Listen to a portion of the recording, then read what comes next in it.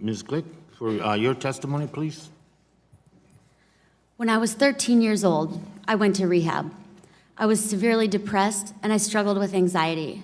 I turned to drugs and alcohol to self-medicate. I didn't think I'd live until I was 30. I'm 34 today. Right now, I can say with confidence that the outdoors saved my life. Good morning, Chair Grijalva, Ranking Member Bishop, and members of the committee, and thank you so much for having me here today. My name is Gleich, and I'm a professional ski mountaineer from Park City, Utah. I'm here today to testify in support of H.R. 5435, the American Public Lands and Waters Climate Solutions Act. In 2017, I became the first woman to ski a collection of the 90 steepest and most technical ski lines in the Wasatch Mountain Range in Utah, called the Shooting Gallery. And last May, I successfully summited Mount Everest, 7 weeks after fully tearing my ACL. In my career, I've climbed and skied hundreds of mountains all over the world. I learned to manage my anxiety and depression through skiing and climbing on public lands. I'm sure everyone in this room can relate to the experience of finding powerful healing in nature. These pursuits give my life purpose and meaning. My livelihood and my health depend on access to protected public lands and a stable climate. And right now, both are at risk. Climate change is not a thing of the future. It's happening right now. In my home in Park City, Utah, our historically light, fluffy powder snow is changing as temperatures warm to the extent that our state's slogan, "the greatest snow on earth," may no longer hold true. The average amount of snow in the West has dropped 41% since the early 1980s. By 2090, projections indicate that Park City will lose all of its snowpack. Nationally, low snow years have a negative impact on jobs in the economy, costing us more than $1 billion and 17,400 jobs. We know that burning fossil fuels has increased the concentration of atmospheric carbon dioxide, causing our climate to change. It's also well established that burning fossil fuels releases pollutants that lead to respiratory disorders, stroke, asthma, missed days at work and school, and premature death.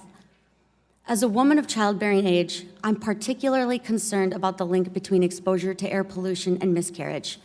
A recent study in Salt Lake City, Utah, found that raised levels of nitrogen dioxide pollution increase the risk of losing a pregnancy by 16%. And guys, you're not off the hook either. Studies show that exposure to air pollution decreases sperm count.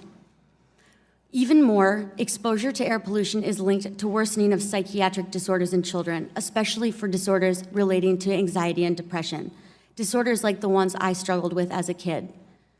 48% of Americans believe climate change is already impacting our mental health. Our public lands need to be a part of the solution, not a source of the problem. H.R. 5435 ensures that our public lands and waters reduce the effects of climate change with clear steps to set binding emissions reductions goals. It gives land managers tools to proactively plan for how they will reach these goals.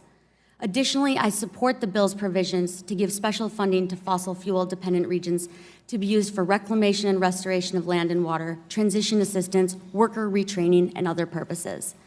Transitioning to a clean energy economy doesn't just create jobs. It actually improves public health. 80% of voters say that healthcare is vital to their vote.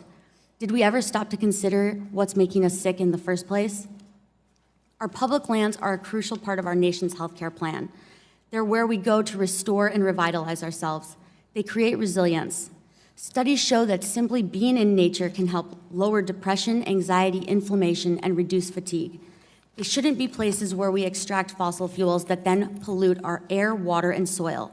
For too long, the costs of fossil fuels have been externalized, and the public has had to pay.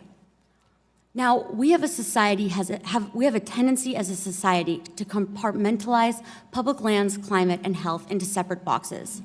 But the truth is, they're all related. Humans need land to roam, clean air to breathe, and safe water to drink.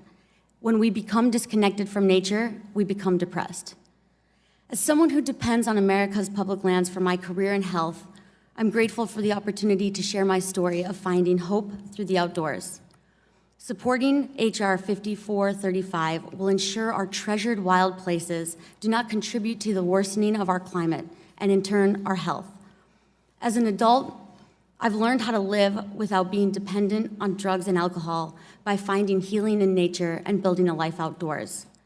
Just like I learned to combat my addiction, so too can our country learn to thrive without our dangerous addiction to fossil fuels. Thank you. Very much.